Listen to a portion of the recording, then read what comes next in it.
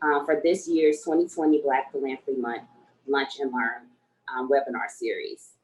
This event is presented by Black Funders of St. Louis. We are a local giving circle. Our members are Black people from all walks of life who agree to make an annual contribution of $300 or more, which is pulled together, collectively pooling our resources, which donations from non-members to award grants to Black-led nonprofits in the St. Louis area each year.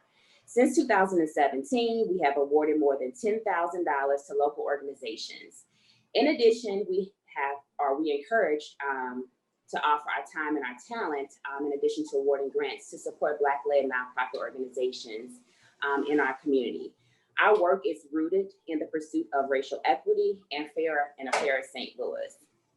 To learn more about us or our grant making, our giving circles, and the webinar series, please be sure to visit our website at www.blackfundersstl.com. I'd also like to acknowledge our fiscal sponsor, the Deaconess Foundation, which is providing technical assistance for the Black Philanthropy Month webinar series. Just a little bit of housekeeping before we officially begin. Please be sure to use the Q&A box to pose questions to our panelists. So since you have any questions, we will be monitoring this, so please feel free to pose questions using the Q&A box. Also note that this event is being broadcast live on the Deaconess Foundation's YouTube channel. It will be available on our website in the coming week, top of next week, no later than the end of next week. So you will also be able to view this website in addition to other webinars that we have recorded from this 2020 Black Philanthropy Month at your leisure. So please feel free to share with both your personal and your professional network. So today's session is the power of giving. Today, we will be discussing the history of charitable giving in the Black community and the power of investing in our institutions. We're joined today by no other than Miss Valaida Fullwood, is a founding member of the Charlotte's New Generation of African-American Philanthropists. She's the author of the award-winning book, Giving Back, a tribute to generations of African-American philanthropists, and creator of the Soul of Philanthropy multimedia exhibit. Ms. Erica Barclay is a consultant and a founder of Fresh Philanthropy. She is the author of The Value of Giving Circles in the Evolution of Community Philanthropy, which was presented in 2012, and a frequent media contributor on the topics of giving circles and Black philanthropy. Erica is a co-chair of the Southside Giving. I'm sorry? It's Akira. Akira, I'm sorry, Akira, I apologize. Thank you, Akira, for correcting me. Akira is the co-chair of the Southside Giving Circle of the Chicago Foundation for Women. She earned a master's degree in fundraising and grant making from New York University and a Bachelor of Social Work from Virginia Commonwealth University. Akira Barclay. Yeah. Tracey Webb is the founder of Black Benefactors, a giving circle based in Washington, D.C. that provides funding and in-kind support to Black-led nonprofit organizations. Webb has been hailed as the first online chronicler of Black philanthropy, as the creator of BlackGivesBack.com, a pioneering blog that highlighted stories of Black giving from 2017 to 2015. She also serves as the architect for Black Philanthropy Month that is observed every August. Next up, we have Ms. Alison T. McNeil.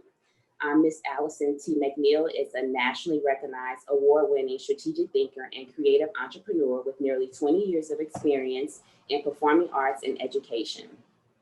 With technical expertise in nonprofit management, grant making, assessment, and program evaluation, Alison has led multi-million-dollar change efforts that have directly informed policy, grant making, and strategic partnerships.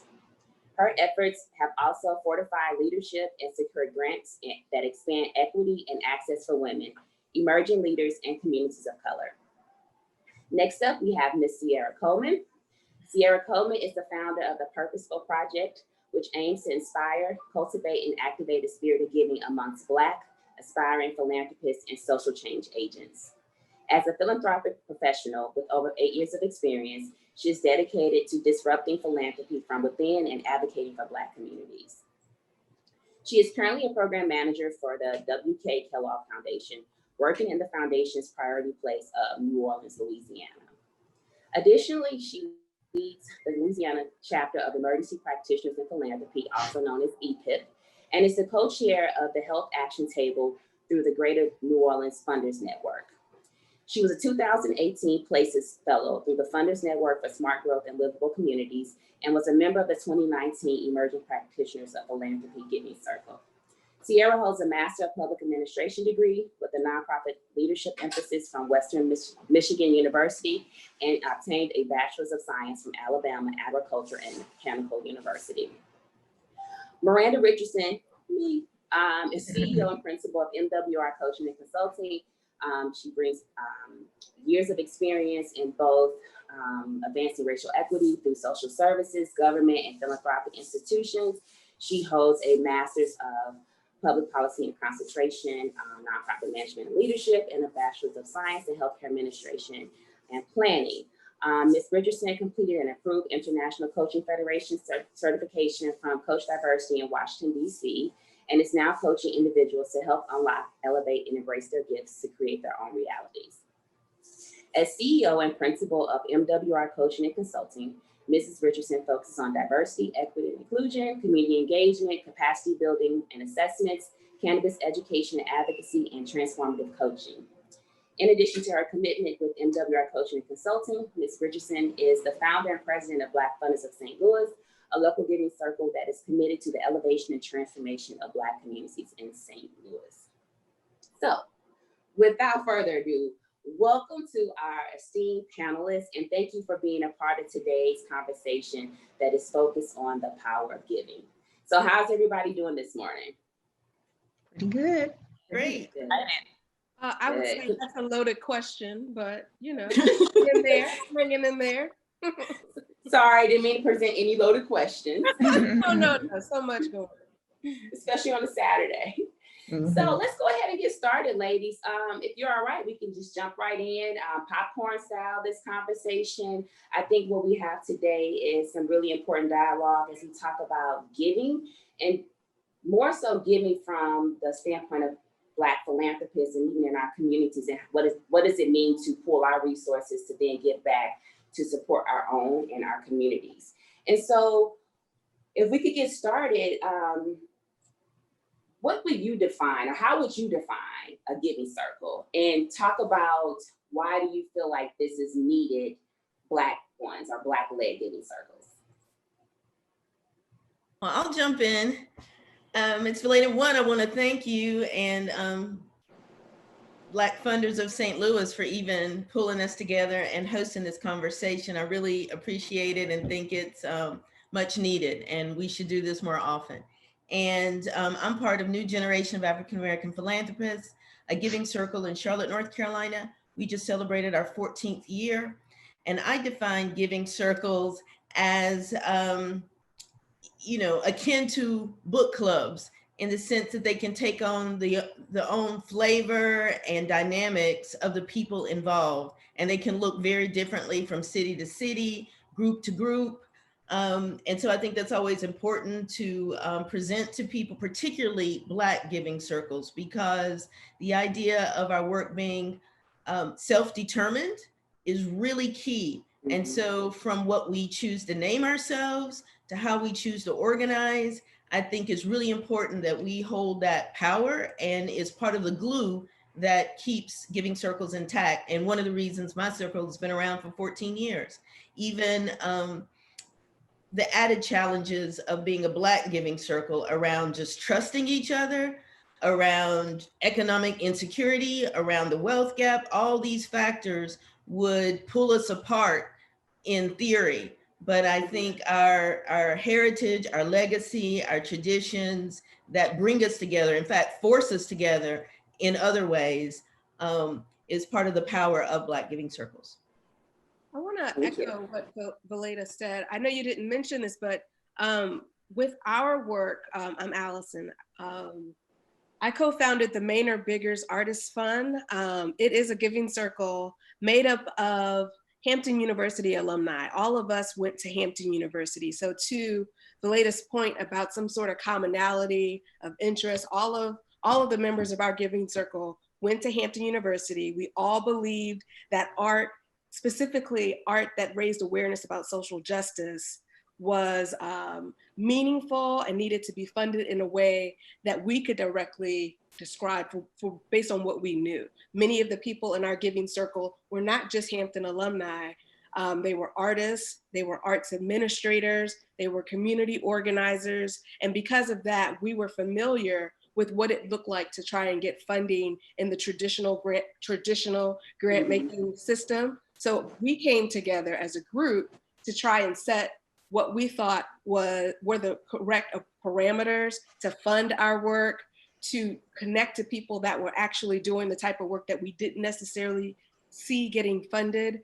And then to decide how might we do this work together. And to Valaida's other point, we did that work, but we also got together for social activities too, because we had so many different, our values were aligned in many different ways. So our planning to actually make the funds was one part of what it meant to be a part of our giving circle. And so and another part to just name, I said our name was the Maynor Biggers Artist Fund. Our fund and circle is named after Dorothy Maynor and John Biggers. Both of them were Hampton University students. Dorothy Maynor being a student, and also she founded Harlem School for the Arts, and she was the first Black woman on the board of the Met. So her life was an example of what it meant to use your art to raise awareness about social ills in our communities and or create opportunities for those that usually were not. Same with John Biggers, who was a muralist and who traveled around Africa to do cultural exchange between the United States and Africa, and then became the first chair at Texas A&M in visual arts. So in our mind, we had Hampton in common. We had a desire to fund artists that were doing a specific type of art. And we wanted to, while not necessarily solely naming Hamptonians as our fund awardees, we wanted to name those who walked in the legacy that they created. And I want to also echo some of the things that Alison said in terms of being united around values. So the Southside Giving Circle, we are a group of women who live on the Southside, work on the Southside. And so in our work, we are learning about funding and supporting Black women-led organizations that are in our own communities. And that's a key part of what brings us together. Understanding that overall in institutional philanthropy, that pool of charitable dollars that goes to women's organizations is dismally low, about 2%. You bring that down to women of color, Black women and girls, you're talking somewhere around a half of a percent. So the Southside Giving Circle, we call ourselves Queen Makers. We're really here to sort of disrupt that. And we're very explicit in our focus. We actually have a leadership award as well. In addition to supporting organizations, we support women who are in the leadership role of these organizations to help them with their professional development, to keep them strong so that they can continue to lead and make a change in their community. Hi folks, Ciara Coleman, the Purposeful Project located in New Orleans, and thank you Miranda for this opportunity to connect on this very important topic. So the Purposeful Project, though is not a giving circle, part of the reason why I founded this project is because I've been in philanthropy for over 8 years, and oftentimes I was the only Black person in rooms, the youngest Black person in rooms. And also when I started to have conversation with my friends about philanthropy and giving, most folks didn't see themselves as philanthropists. And so in terms of giving circles, I'll just say in its simplest terms, it's a collective of people who pool their resources to fund issues that they care about. And this is not a new concept for Black community. This is something that we've actually been doing all of our lives. And so Black giving circles are needed because capitalism and capitalistic structures And institutional philanthropy is not going to save us. And I want to hone in on philanthropy because that's the sector that I represent. But I think we are continuing to get inundated with this evidence that despite having a racial equity agenda, despite having Black leadership, that philanthropy has a really long way to go in terms of achieving equity and supporting this Black liberation movement, if you will. And so I know most of us have probably seen the National Council of Responsive Philanthropies report around community foundations and their giving to Black communities. And we know that they also are not given at the rate that they should be given to Black communities. And the fact that that data point is only 1% of grants are going to Black communities. And so, you know, with community foundations being situated in community, especially those that are in cities like New Orleans, that is a majority city made up of people of color, then, you know, we just really have a long way to go. And Black giving circles can really help to fill those gaps where institutional philanthropy is where they're missing the mark. Thank you. Well, I don't know if I have anything additional to add. I mean, I think everyone shared about the, you know, the definition of a giving circle. And as Valaida said, it can look any way that you want it to. This time of year, I always reflect because I actually launched Black Benefactors twice. The first time I launched it was actually during the week that Hurricane Katrina struck. And I had everything planned. I had I had mapped out, you know, just some launch activities, and then everything came to a halt. So, and at the time, I was having a little bit of problems with my host. And so I left my host shortly after, and then I regrouped and relaunched Black Benefactors in 2007. So it's been a long road, but I'm really happy to be in company with my fellow Black Giving Circle. So I'm looking forward to the discussion today, and thank you again for hosting this. Thank you all. I mean, I don't have anything to add. I feel like you all definitely took that definition and ran with it, and I don't want to mess it up. So you all did phenomenal. There were some things that came out of that conversation, like I heard alignment, values, institutional philanthropy not necessarily being a resource or go-to to support this work. And so Ciara and I both spent time in philanthropy for a short stint of time while I was still in. Ciara's obviously still in, and our paths crossed.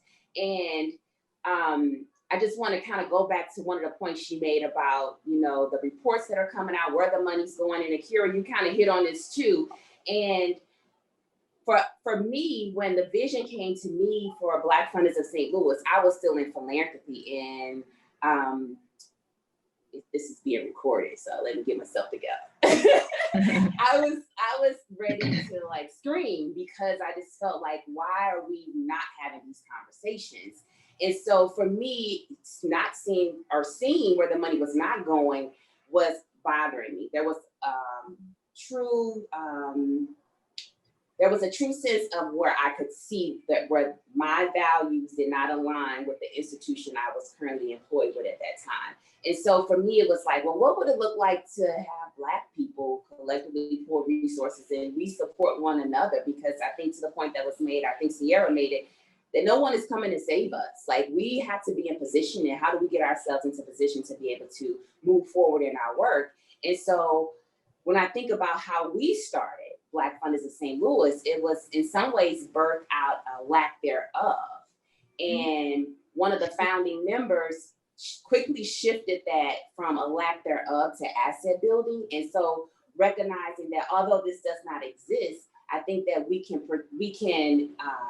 move forward in this lane from an asset building standpoint, because I think that society labels Black people everything but what we would label ourselves. Like, we don't consider ourselves to be disadvantaged or at risk, like all these terms that they put on us. And so we have assets that exist that will expound upon what is going on in our community to bring strength and transformation.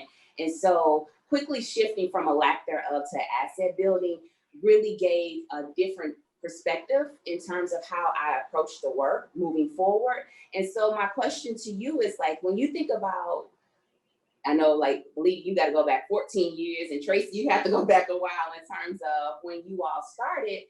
Like, but when you think about your giving circle, what was the driving force for your reason to, as to why you started your giving circle? And this is a question for everyone. First. Oh, yeah. I'm sorry, I'm a little under the weather today. So my driving force was that I was a nonprofit director in a suburb of DC, and we were providing a critical service to the Black community. It was a primarily Black county in Maryland. And one day out of the blue, I received a call from a women's giving circle. They heard about the organization and they wanted to come out and possibly give us a grant. And that was the first time I'd even heard of a giving circle. And so when they came out, I had more questions for them because I was intrigued. Like, you know, who are you and what do you do? And like, how does all of this work? So I had a lot of challenges as a Black nonprofit director with fundraising, with board development, which is building capacity. And so I could not keep the doors open. I tried very hard, just did not have the resources.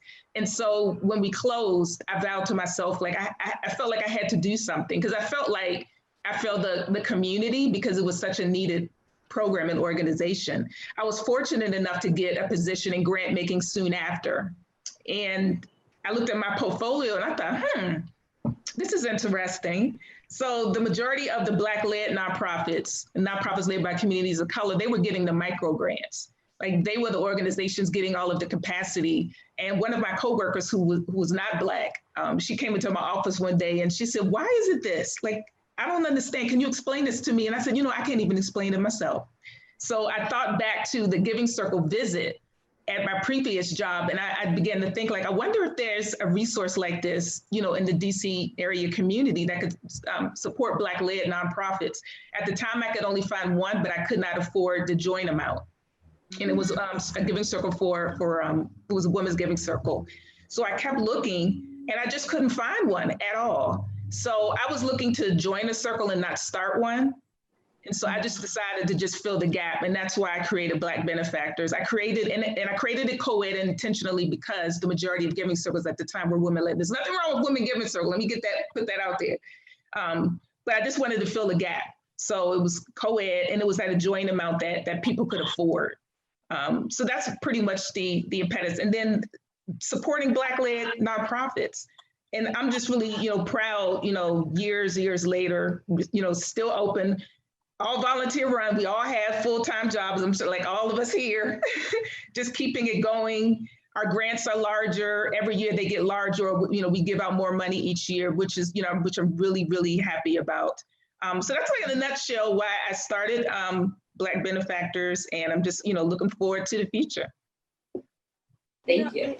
Thanks, Tracey. I'll share a little bit because while it was 14 years ago, I still recall vividly the confluence of events that inspired me to help start a giving circle.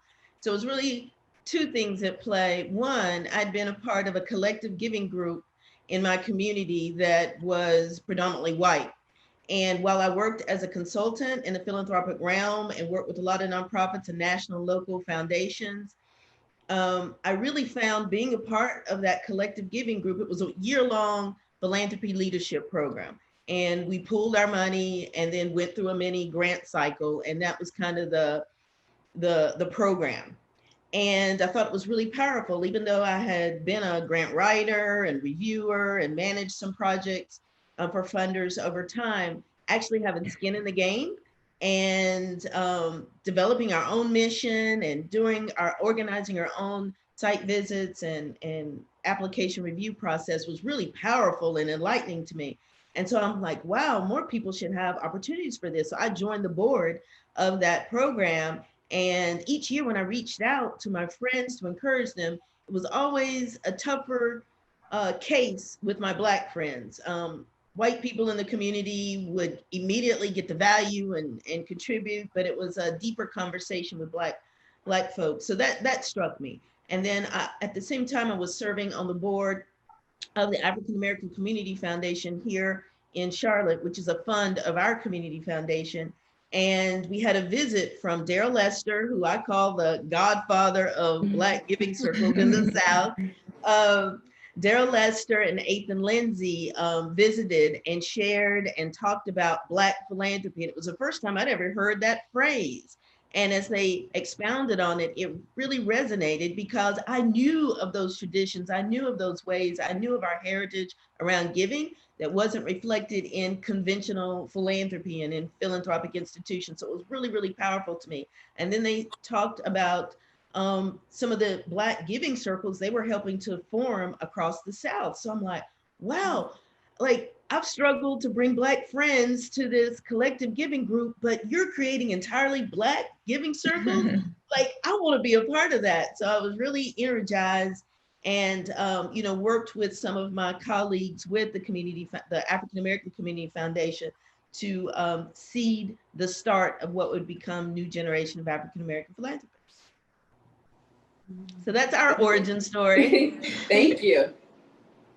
I guess I mentioned earlier that when we started, me and our co-founder, Nefertari Kirkman Bay Pross, both Hamptonians, both working in the arts in very different ways. Neff worked within arts organizations. I had previously worked at arts organizations, but I'm a full-time entrepreneur that is a consultant to both grant makers in the arts and artists and arts organizations. And so in some way, across both of us, we both saw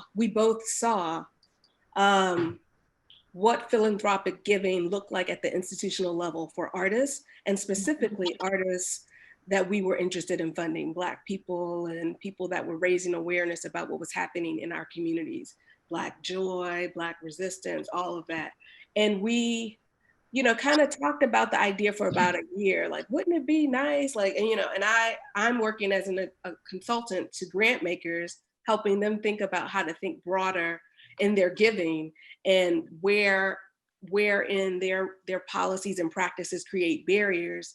And then we thought, like, why are we trying to help them figure it out? I mean, we can continue to do that, but we can also invest in our own, and we can also do it in a way that feels natural for us. And so when we got together, it was always a big, you know, big brunch. Everybody bought some food, like we're sitting around watching things on TV, singing, listening to music. We're also Hamptonians, so we also have that intergenerational connection, because at Hampton, we each have class names. And so our giving circle members were from like class of 78 all the way through class of 2003. And we each had the desire to be more responsive in a way that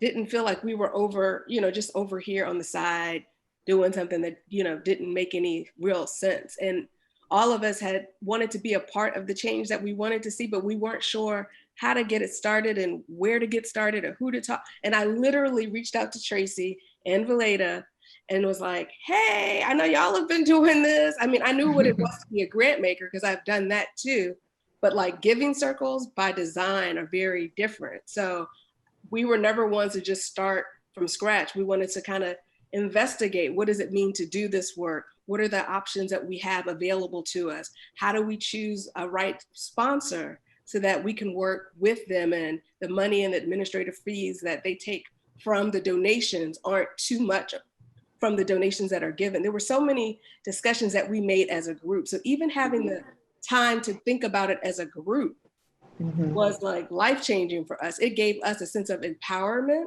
And this was not us being of service. This was like a collective economic empowerment goal. So all of us in some way, shape or form, we started with like nominations, then we went to applications because we wanted to kind of expand what it meant to do this work effectively. And it's been a ride, I'll say that.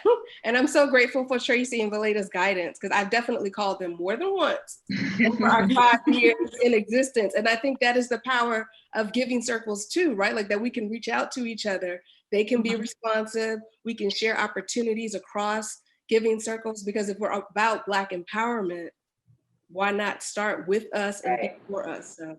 Exactly. Absolutely. I agree. I welcome that. Anyone else want to weigh in on the giving circles?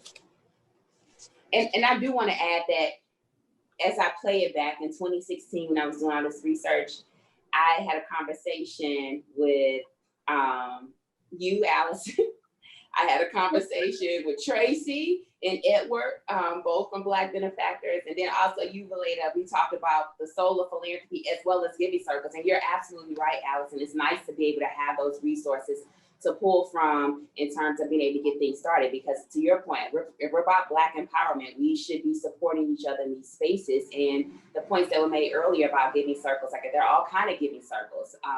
But the idea of us having a Black-led giving circle and being intentional about supporting Black people in those spaces is something I feel that sets this space apart. And I'm being told to check Q&A. So a question that came up, how can low socioeconomic areas orchestrate giving circles with limited business activity? And so I think this question is being posed to the overall group. I actually can jump in and answer that because that is my stepmom, my bonus mama. Okay, go ahead, Ms. Ciara. Who is tuning in? And this also connects back to the question that you just asked. And I think that one thing that really needs to happen when it comes to philanthropy is really shifting the narrative, right? So like I mentioned, a lot of Black folks, at least in my network, don't see themselves as philanthropists. And so there's a lot of work to be done in that space, really around shifting that narrative. And I think part of the reason why is because when you think about traditional philanthropy, you think about a white, rich, wealthy man giving away millions of dollars. And so we know what wealth looks like. We know what the wealth inequality gap looks like between white folks and Black folks. And so sometimes I think people get discouraged about like, oh, is my giving, however large or small that is going to make is that really going to make an impact? And so part of the reason why I want to start a giving circle here in New Orleans, and we are in conversation with some young professionals about starting a giving circle that really focuses on encouraging philanthropists, is to really start to shift that narrative and also broaden the definition about what it means to be a philanthropist. Time, talent, and treasure. Yes, we definitely want financial resources, but we all have gifts and talents that we can bring to bear that can benefit our communities. So in terms of the question that Gail posed, I think that it's thinking more broadly around what it means to give, what philanthropy means in terms of Black philanthropy, and just going beyond the financial resources, but also tapping into, as you mentioned, Maranda, our assets, our gifts, and our talents to support the communities that we live in and we serve. I want to piggyback on what Ciara and Tracey said, because I think I heard Tracey mention, I can't afford joining one of the larger giving circles. That was another part about MBAF, which is what we call ours for short. We didn't want to have a $1,000 entry point because one of the things we wanted to do was create the space for people to actually join. So we had like $250 as a way that you could start. But what we also did, in addition to giving awards to certain people, we also, now they were part of the Hampton network. And if you know anything about HBCUs and all of the things, it's all about passing the network. And so now you don't just get a grant. If things come across our desk that are aligned with any of the artists that have come through our application or nomination system, we pass it to people. Artists and nominees have gotten, awardees and nominees have gotten hired through people in the network. So it becomes more than just that one grant. Time is spent, to Ciara's point, time is spent in communities with the artists, because we're not investing in arts organizations. It's literally an artist. When they tell us with how they're using their money, they're using it to pay rent. And what we know about artists, you know, and even the evaluation grant application process, grant writing may not be the thing that they are doing. They're artists. So it's like, can we provide grant writing support? Can we offer money to, or connections to HR professionals? So it becomes way more than just the individual fund award that we make. It goes, and it's just a powerful opportunity to just be in family, in familiarity with each other. And I want to emphasize, just in terms of giving circles, that the collective nature of giving this way addresses the amounts. As someone who is in philanthropy, I do push back very hard about this idea that philanthropy is multi-million dollars and billion dollars. Most philanthropists are just not billionaires. They're just not. So I say that a lot because we don't hear it enough. And then that contributes to this, phenomenon that Ciara is talking about, where people don't identify as philanthropists, as givers. My giving circle, the 7 founders, they didn't feel that way either. That's why we call ourselves Queen Makers, because we are dedicated to supporting these Black women and girls in our communities. So I really want to emphasize and sort of reiterate what Valaida said earlier in terms of giving circles being what you want it to be. Giving circles are wildly diverse because they come up from communities and they're built around meeting specific needs, that those members have identified. So across the country, we are all engaged in work that we've identified that is vitally important in our communities. And for a Southside Giving Circle, we really focus on organizations with budgets under $500,000.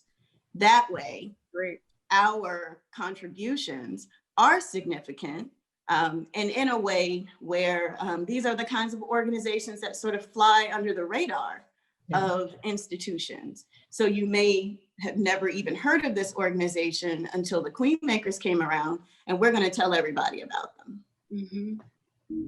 That's so awesome. It is. And I think too, Akira, to that same point that you were making about the diversity within giving circles, there are so many different ways to set a giving circle up. I remember when we were first doing research, and you all kind of touched on this already. I mean, everybody had from $1,000 a year to, I believe, Alison, I think you all were like $1 a day that equated to $365 or something like that. $365. We did. You could do monthly payments. You could split up your payments. Yeah. Yeah. And so thank you for that clarification. Giving circles have various structures. Like, for example, we offer split payments. So it's $300 annually. But however, if you don't have the $300, you can do split payments. That's something that we can work out internally that won't, we don't have a whole lot of capacity, but we can offer split payment options. And so to that question around like low socioeconomic areas, you can set a range that you feel is appropriate for the audience that you are looking to attract. So we have a wide span. And some people will say, well, $300 is too much, Miranda. And I will say it probably is for some people, but we just felt like that was a reasonable round number that we could work from. And so when we're in conversation with people, I haven't had people say that's too much money. That's just too much money. Now, younger college students who may want to engage, who may not necessarily have that extra $300, there are different ways that you can plug into the work, because I think that what's most important is to highlight is the time, talent, and treasure. So although you may not have the money, you have time and you have a talent that can support the work. And people say, well, I don't know if I have a talent. You do. You have a talent that can support and advance the work. And this work requires a lot of people. So it's a lot of work. So 5-10 people can't carry the work. We need more people to get engaged and to get involved and to figure out their path and how they can support the work. And so figure out what that looks like for you and your tribe. But there's definitely ways to plug into the giving circle and to the work overall. Yeah. I also wanted to just chime in on one of our experiences in forming NGAP Charlotte. Is that when we were forming, it was a lengthy series of conversations about what our threshold for membership would be. And so it was everything from everybody should pay $3,000 to everybody should just give whatever they can. And we arrived at $365 for our circle, as well as I know that's the case for many other circles, and $1 a day. So it's really hard to make a case against being able to commit $1 a day. And we had it set up where members can pay in increments, some as little as $30 a month or even $10 a month. Some people pay lump sum. And of course, if you can give more than $365 in a year, then, folks do, or, there's an invitation to do that as well. And we got a lot of pushback from some folks from, what's $365 going to do? Or, if you have 20 people or 40 Black people come together, that's less than $10,000, or, you know, what are you going to do with that? And we were able to just kind of keep naysayers at bay and just keep on keeping on. And part of the good feedback and advice we got from people like Daryl Lester and other giving circles is, you know, don't let that stop you. It really isn't about the money. Right. I think the ways we do when we come together, our power in coming together is like a superpower. I mean, it's amazing. I've seen it over the last 14 years in terms of our small dollars coming together, and just the power that we come together ignites so much more. I mean, people get passionate and contribute and want to support us. Non-Black people want to contribute to our work, sometimes institutional philanthropy, sometimes family members want to contribute to it. And so it really creates a amazing ripple effect that you can't even anticipate. You just have to trust going in, that allows your circle to do so much more than just be limited to the dollars. And I think that's one of the false ideas too many of us fall into around philanthropy, that it is all about the money. And I know with the soul of philanthropy, I often say, philanthropy is deeper than your pockets. So for people who get fixated on what your net wealth is and things like that, miss the point. And I think this is a story that Black giving circles have to offer to the world, and can lift up our successes and our power and our impact that isn't about the amount, how many zeros are behind that dollar sign in a check. I wanted to piggyback really quickly on that point in saying that MBAF, through the brainchild of Neff, my co-founder, has begun hosting reception during Hampton's homecoming every year, where in some cases our awardees have come and shared their art with us, but it's just literally a time to come together. And what we've been able to do is get current students involved in either serving as the band. Someone was there one year as the person, like a journalism student was using the time to interview us, to talk about why we were doing it. So it literally goes so much further than just the money that we give to people. And while it is really exciting to hear some of our awardees say, this was my first grant, and because I got this grant, now another organization has funded me. That's just a part of the pipeline, right? Like, it is intentional that we're doing this together, that we're feeding into that current students, even though this is not affiliated with Hampton University at all. Our members are all around the country. But what we're intending to do is enter in the space in various ways: collective giving, mentorship, resource sharing, all of that. It's really beautiful to see. And definitely when you think about, as an evaluator, that's what I do in my in my professional life, quantifiable and qualitative metrics to determine, like, all of that. If we needed to do that, we could, but like Black people, the spirit of the way we move, it just naturally unfolds. So I think that I just want to name that, because a lot of time in grant making, you get caught up in the metrics and the outcomes and all of the things. And what I often say, specifically to our communities, like African dance, people trying to figure out, well, how do you measure healing? How do you know? It's the thing that you just know. So how do we start to tell those stories? Because what we do in Black giving circles is so much bigger than just giving money. And can I also just say really quickly that I think Black giving is really underestimated. I just saw yesterday that the Young Black and Giving Back Institute raised over $250,000 in a day that went to support Black-led organizations. On social media, I saw that Jackson State University in Mississippi raised like over $400,000 on their day of giving to support the university. So we have these proofs of evidence that our giving is powerful. And I think that it just goes underestimated sometimes. So. Yeah, I agree. I think too, because we have a couple of questions, but they segue well into what we're talking about now. And so if it's all right, I can read the couple of questions and then I can pose this question, because I think that what your responses will answer these questions. So the two questions that we have right now from our attendees. One, I started a $2,500 micro grant fund for Black women creatives last year. It started as a giving circle with the intention of all the Black women in my network to contribute. Prior to the pandemic, I had been thinking of how to encourage all of my one-time donors to continue as monthly or quarterly donors. At this critical time, I don't even know how to engage them in that way. Any tips? Second question, what projects have proven to be successful that make individuals want to chime into a giving circle? I am a community activist, but support is limited to the faithful few. Need ideas to capture all. And so the question, I think a good question to help with these responses to these questions is, what do you feel will motivate Black donors? Or what is a motivation for Black donors? And keeping in mind, when we talk about donors, we are talking about it from a financial standpoint, but also people who are willing to give their time and their talent, because what we also find is that time and talent often translates to higher return than sometimes the funds that people can award when you do the breakdown of time and talent in terms of being able to capture the overall impact. Well, I know Sahat, who asked the first question.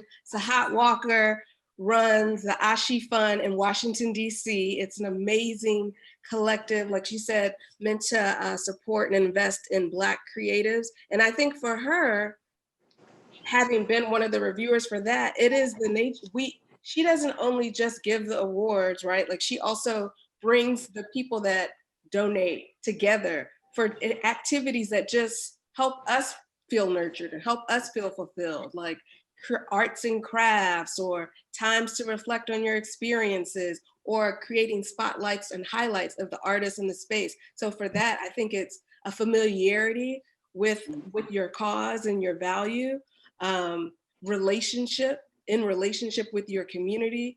Many of the people that I know that are connected to what Sahat, and that's the woman that asked the first question, does, is because they really believe in what she's doing, and she's already demonstrated through her past activities her commitment to this work. So it's like, if Sahat is doing it, I'm there.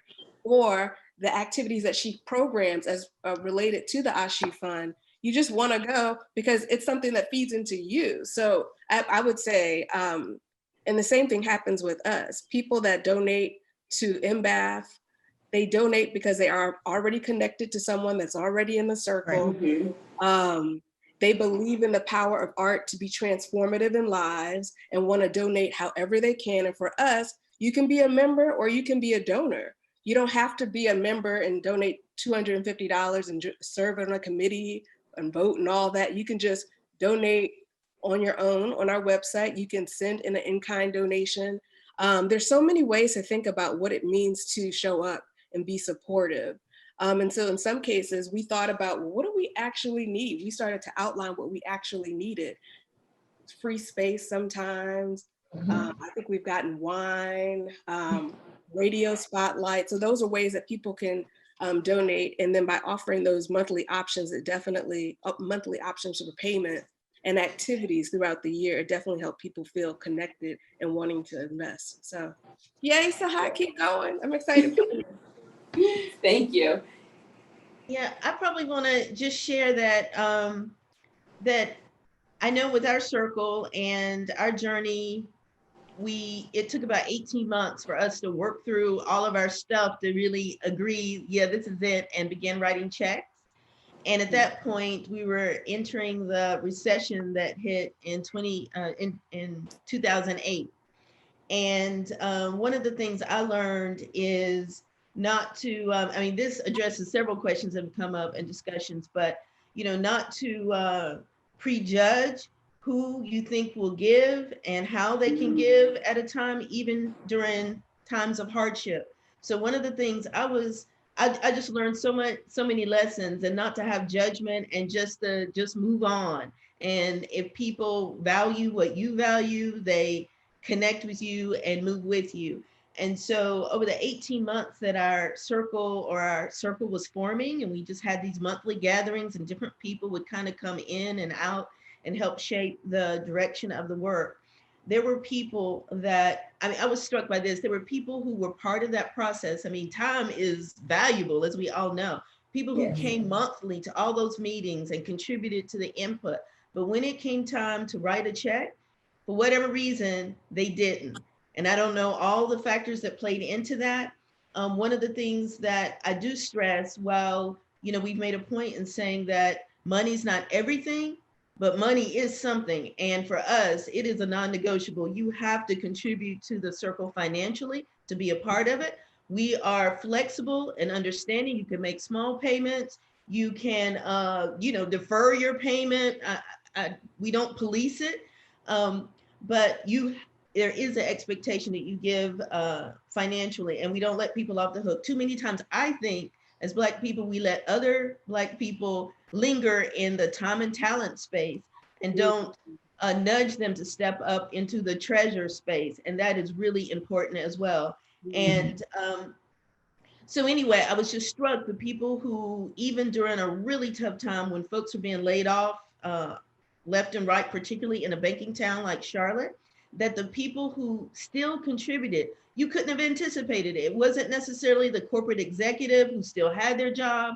Sometimes it was the educator or people in more insecure spaces that still made the sacrifice and contributed to the circle. So at that point, I knew, not to judge or anticipate who will contribute. And I've seen even now with the coronavirus and, again, economic insecurity that exists and health insecurity and all kinds of insecurity that exists in our communities right now, that members have stepped up bigger and stronger than ever this year, which I'm like, wow. And then even, I have to share this story. This week, we made our grant decisions and announced our grants yesterday for Giving Black Day, or for here in Charlotte, we call CLT Gives Black. And we had allocated $10,000 at the beginning of the year based on our fund of what we'd award in grants. And then, the whole world turns upside down. And lo and behold, we ended up with $5,000 more than we anticipated.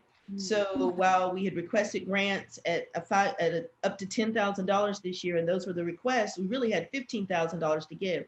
And so on our call this week, and we're working through the decision-making process and looking at the finalists, the top 4. And when we narrowed it to the top 2 that we knew we wanted to fund, so how do we break down the funds? And we don't vote. I'm like, I guess maybe in my right brain way, I personally, and this is part of the flavors of different giving circles, we don't have committees. I don't like the word committee. Everybody knows I'm like, call them tribes, teams, whatever you have to call them, but don't say committee around me.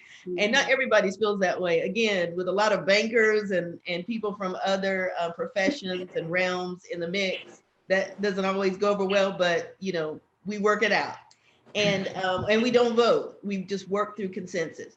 So we ended up with possibly giving one 10,000 and one 5,000, or vice versa. And then there was a contingent who thought, let's just split the difference and give each 7,500, which to me sounded like a perfect solution. So we talked it through, and nobody, or there wasn't consensus around what was the right approach. And then a member stepped up and just started spontaneously pledging money or contributing money in the space, like, I'll give it that, let's close the gap.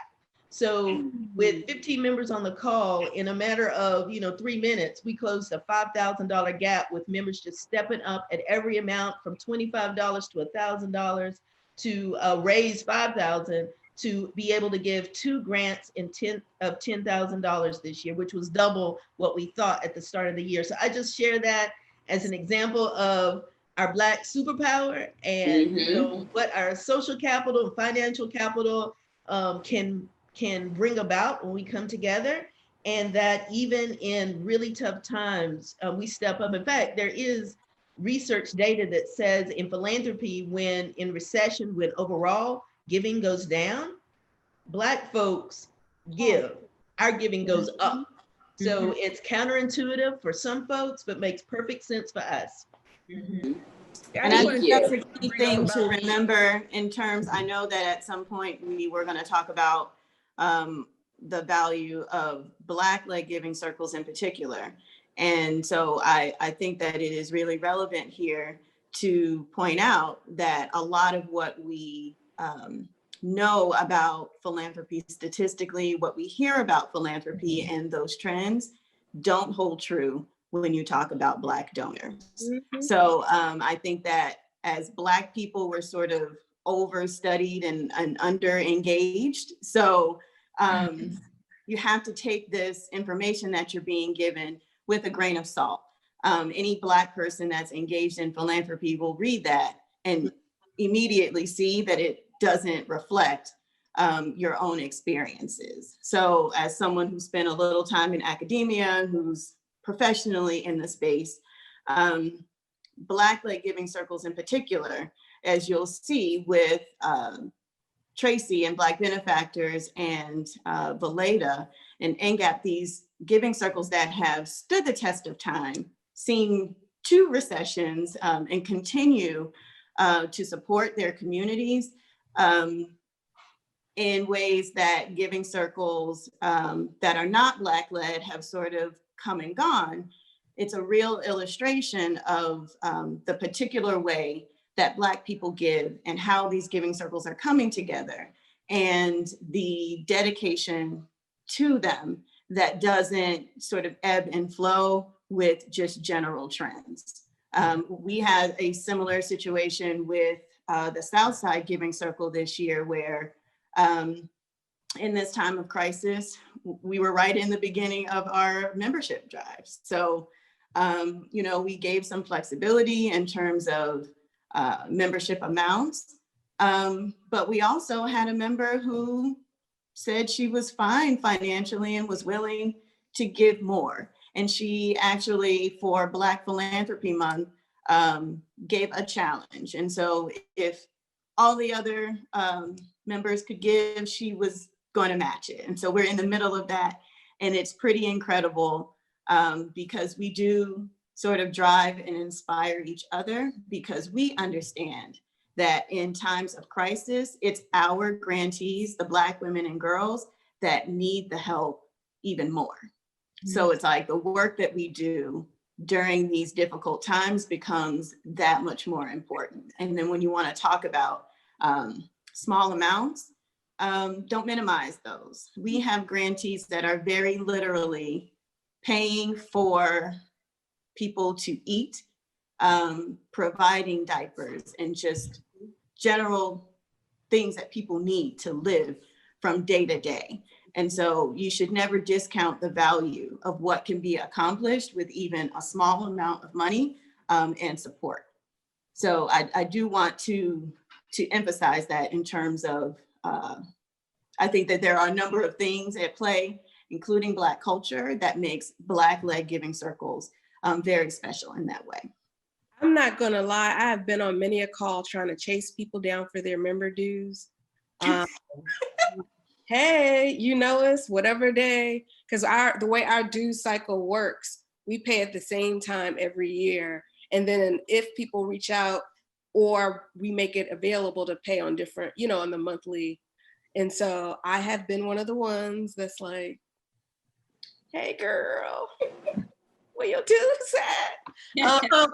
Or, you know what, it's fine. Maybe there's another way, another need that emerges that can be met. And you don't, I mean, it's fine. We've had members that have been with us from the beginning. We've had members that we've been around for 5 years. We've had members that have been there year 1, year 3, year 5, and have been donating or sending artists to us. There's so many ways of getting connected, and we never want to create an environment, because one of the reasons why we have it is to say that what we're doing matters, how we show up matters. And so if you can't be a member, which for us means voting on who we award and serving on one of our committees, that's fine. That's fine. You don't have to be a member to be involved. You can donate time, you can donate energy, resource connection. And so we never want people to walk away like, oh Lord, I didn't pay my dues, they're going to yell at me.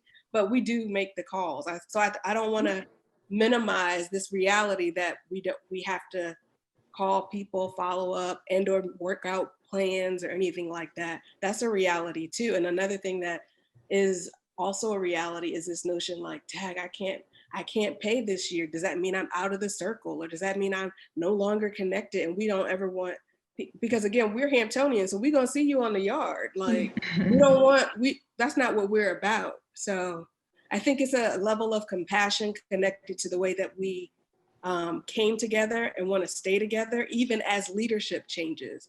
Because, you know, one of the things that were important for us that was, even though Neff and I came up with the idea, our original founding members contributed to how our criteria looked, what our values would be. And so as we moved through the process, other people managed our efforts. So it wasn't always us doing everything. And that was just as important too. So for those that want to get involved in other ways, they could do that too. I wanted to go back to the question about, and hopefully I'm remembering the question correctly, but one thing that I do is I focus more on the member experience, more so than anything. I haven't recruited a member in years because the members that come into the circle are brought in by current members. So there's different ways that you can focus on that. You can survey your members, find out, you know, what they like about being in the circle. And that's pretty much what I focus on. I'm a member of another, it's not a giving circle, but it's like a donor club. And I'm not going to say the name, but I don't have a good experience with this donor club. And then one day I received an email saying, you know, hey, you know, we'd like our members to host like salons or, you know, host some events to recruit other members to become, you know, to join the club. And I refuse to do it. I'm like, if I'm not even having a good experience, so I'm not going to recruit other people. And they're going to look at me saying, well, Tracey, you brought me in. So I think focusing on the member experience is really important. And as you said, Alison, you know, getting them involved. In 2014, we launched a dinner series with, you know, bringing in philanthropists. And one thing that I do is the members, they moderate it. I don't do anything. Only thing I do is on the back end is I plan it, you know, pick the site and the menu and everything, but the members moderate it, the members drive it. So even though, you know, I may be known as the founder and the face, I definitely don't drive things. So I think focusing on the member experience and making sure your donors have a wonderful, rich experience is what's going to bring in more people, more members and donors. I mean, the value of not having founder syndrome in this space is incredible because nobody gets everything right the first time. And so the evolution is just as important as the founding. And so that's been one of those things that we've, you know, spent a lot of time talking about. Well, when we started, this is what we were trying to do. Or like when we moved from nominations to applications, that was a big thing because as artists and arts administrators, we were like, we already know who the people are that aren't getting funded. But we thought that we were essentially acting as if people do in philanthropy. Like, we don't know everybody. So let's broaden it so that, you know, and so the evolution of what it means to create the ways in which you work is just as important, and being open to the idea that you don't have it right all the time, but you're doing the best you can. I mean, it's largely about building and nurturing a community. I mean, I came into this giving circle after reading an article about our founders, met them in person and just felt so light and inspired. I knew immediately that I was going to join this group of women who were just so powerful and so positive and had so much to contribute. I mean, even now I'll get an email from our email group and I just think to myself, like, these women can rule the world. Like, there probably isn't anything in any area of expertise that one of the Queen Makers doesn't have. And I think that bringing all of us together.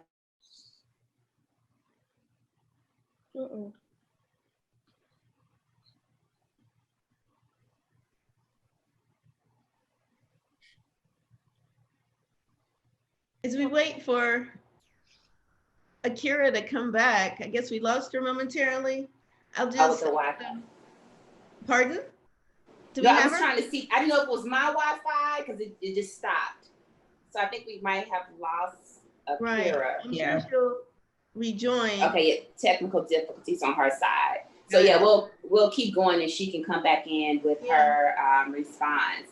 I just wanted to echo, you know, everything everybody has said. And we often say, or I often say, we're a giving circle and a forgiving circle because life happens.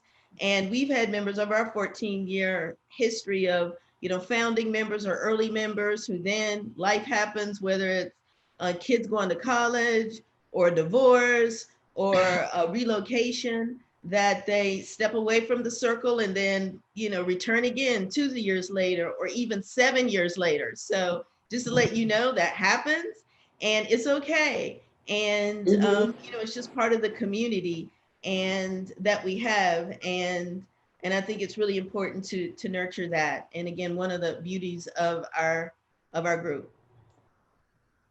Thank you.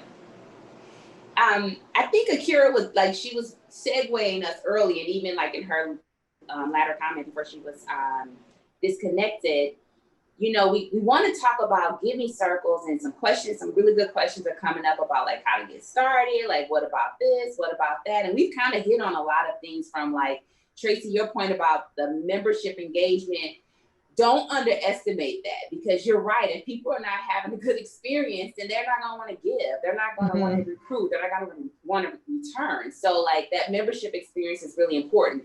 That consensus, whatever that looks like for the giving circle, is really important. So those policies or structures or whatever procedures you put in place to move forward, all those things account for where your giving circle will be going moving forward. And so Akira kind of alluded to it. We're all giving circles, and so we're all Black-led giving circles. And so just kind of taking a moment to just kind of jump right into that. Because you have giving circles of all structures and in all communities focus on various things. And so one of the questions that I would like to pose to the panelists is what is an advantage of giving through a Black-led giving circle, and why should we do it?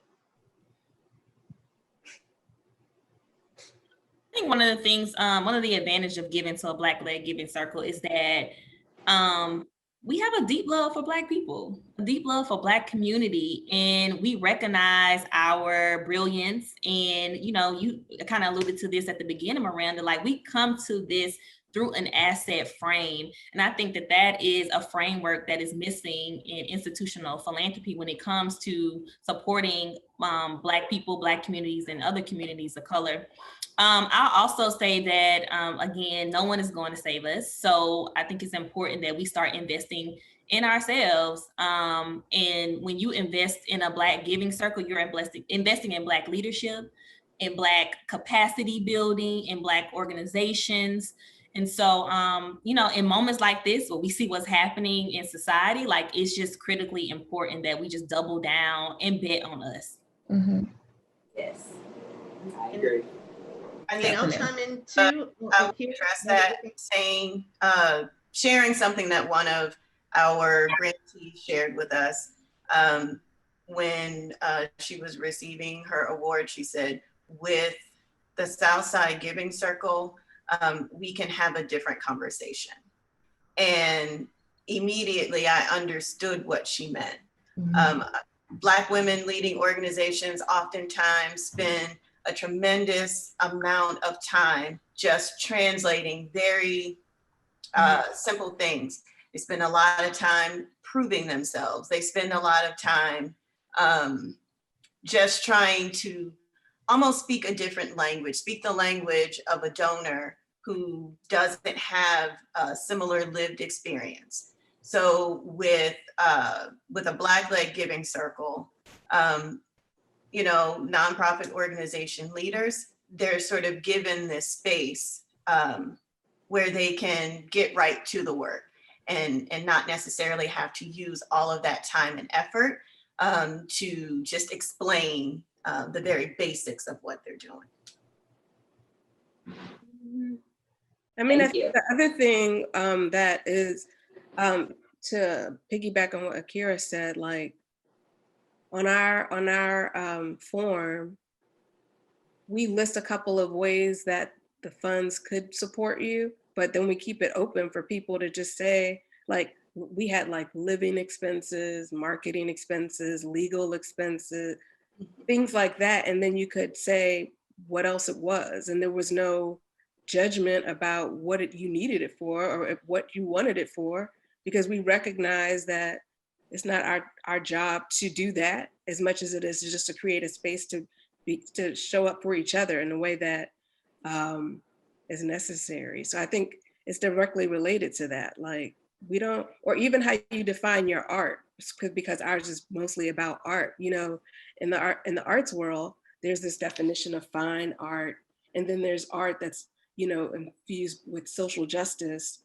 And then there's, you know, and so people feel like they have to look a certain way in order to get funded, or speak a certain way in order to get funded.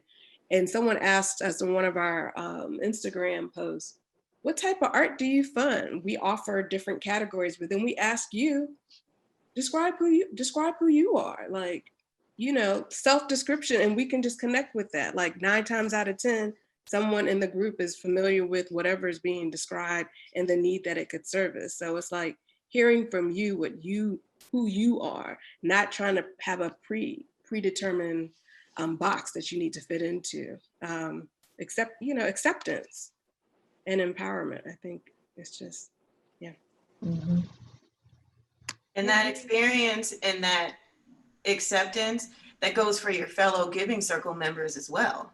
I mean, I think that there is no coincidence that lots of Giving Circles have members who work professionally in philanthropy and see those gaps up close and personal. And so in their personal lives, they make an effort to give in a different way. And so being able to have a philanthropy experience with other people who, where you're not worried about being tokenized or marginalized in a philanthropy space. It's just a different donor experience. I mean, I've given in other spaces as well. And the experience is, frankly, you know, it's sort of people looking at me like, why am I there, or how am I there, which is probably even worse. I don't have that when I'm with the Queen Makers. We have, I mean, and Chicago Foundation for Women has other 6 Giving Circles and councils. And so we do have an opportunity to get together, to collaborate, to share our experiences.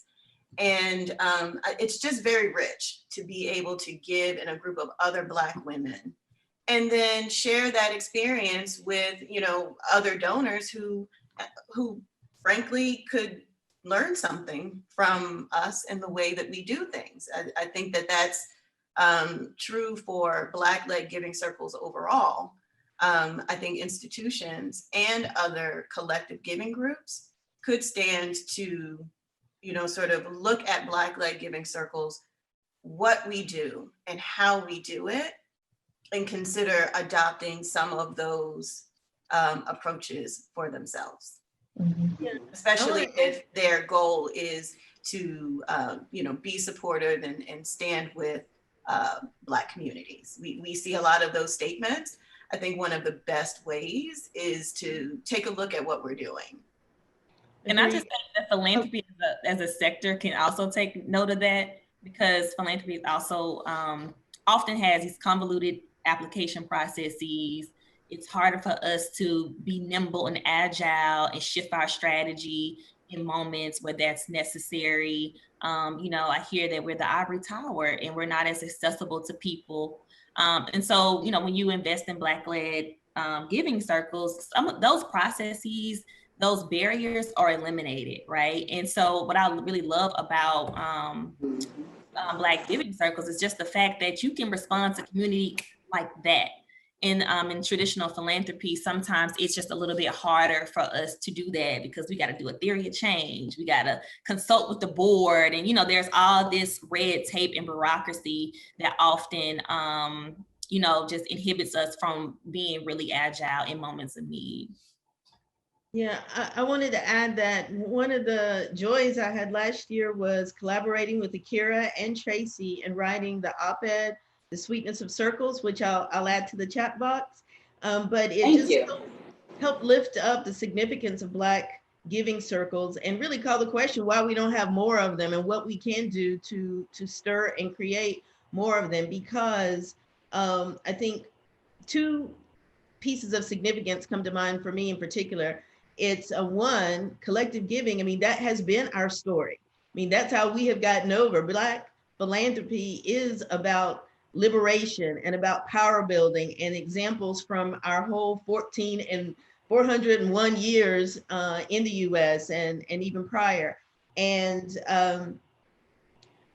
collective giving has been central to that, and examples of family and community members who pooled resources to buy their family members out of slavery, and how we created universities and how we created Black business has been all around collective giving and collective social capital. And so I think it's been significant throughout the Black experience in America, and it's as pressing now and important now as it ever has been. And so there's that piece about Black giving circles. And then also the piece that, yes, while we're changing the face of philanthropy, we also have an opportunity to change the ways of philanthropy that Ciara and Akira have already talked about. And I think there's a real opportunity there to really create change in our communities, particularly in Black communities, or specifically in Black communities. It's an inside outside game. I mean, we need people in institutional philanthropy, whether it's people like Akira or like Ciara or others of you who, Maranda and Alison, who work as consultants or either are employed by institutional philanthropy. And it's people like our giving circles and our giving circle members and other community activists who are calling the question and making sure funders are responsive to our communities and held accountable. I think the models that we're creating in our giving circles can be examples for institutional philanthropy, and they're already making spaces in this, moment of crisis and to be responsive to calls for racial justice.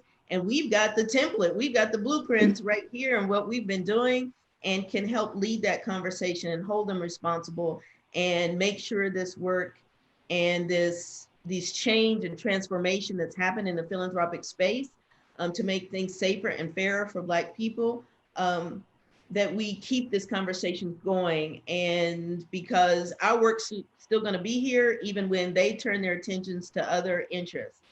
And we've got to mobilize our resources, capitalize and secure resources from institutional philanthropy to continue doing the work we're going to be doing for probably another 400 years, but hopefully at a faster rate of progress.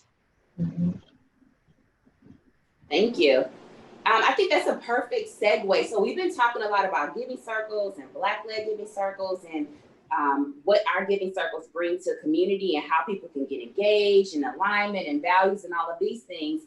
What are some pointers or some tips that we can offer to white institutions, the philanthropy overall, because we kind of have a sense of what's not happening and what should be happening, or individuals who just want to get involved, whether it's through in-kind support or financial donations? Like, what are some conversations or tips that we can offer to institutions and or individuals to support Black-led nonprofit organizations or Black-led giving circles?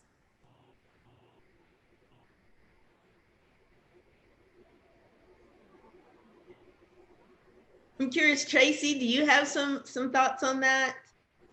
Oh, Plenty. I will tell you that over the years, it's been a challenge, just because how we're structured. Like, as we said at the beginning of the call, some giving circles are structured differently. Some are donor advised funds, some are fiscally sponsored, some are 501c3. So because for most of our existence, we were a donor advised fund, we were unable to pay for our admin expenses. So it would have been helpful even if the community, reached out to support, do you need meeting space? Do you just need to borrow a copy to copy your brochures or, your handouts? Even those little things would have been a big help. But for the most part, we've just been like treading along. But I would say that if someone doesn't have the financial means, just reach out to the Giving Circle and ask them, how can we help? Especially administratively to keep you going. I would say at bare minimum to do that. Yeah, thank you. Ask and listen. Ask, then listen. Yes. Oftentimes people come to our communities like they know the answer and don't even listen to what we actually have to say. Absolutely. Do much more listening, be less paternalistic and prescriptive. There's just so much to be gained from listening to Black-led giving circles. Just engaging. I'm constantly meeting new people, new circles. Understand that when you meet or when you discover a Black-led giving circle, when you meet the members, the leaders of that group, there's a wealth of information that is coming. So if you can sort of put aside what you think philanthropy should look like, or who you think philanthropists should look like, and pay attention to the way that the giving circle is giving, pay attention to who they're funding and why, that would be tremendous. Because I mean, to have greater support for the grantees, and also, I mean, I'm glad that my giving circle is a part of the Chicago Foundation for Women. They've been a great host for my giving circle and the other giving circles and councils. And we pretty much, run ourselves. And I think that is incredibly important, because it's not the experience that some of the other giving circles that I've interacted with, that has not been their experience. And their experience has been their host organization, Community Foundation, has made it not easier, but more difficult for them to do their work in the community. So I would say to listen and learn how you can be a valuable partner to giving circles. And I think that probably starts with looking at Black people, sort of beyond whatever your business case is for engaging with them, and understand that Black people on their own, whether they're going to increase your donor amounts or meet some sort of benchmark that you have, that our existence, what we're doing in the community, the giving circle itself, and the people that we support have inherent value that can't always be quantified in the ways that you want to put into your spreadsheet.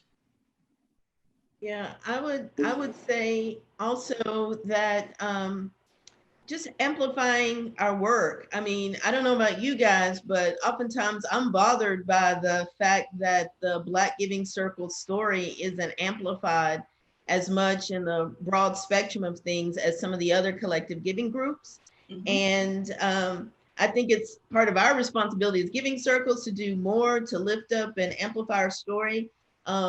As we calibrate our local work and what our mission is, we do have to carve out some time to lift our own selves up, if nothing else, because I don't know if it would happen otherwise, to celebrate and lift up our story and our successes and our value in communities.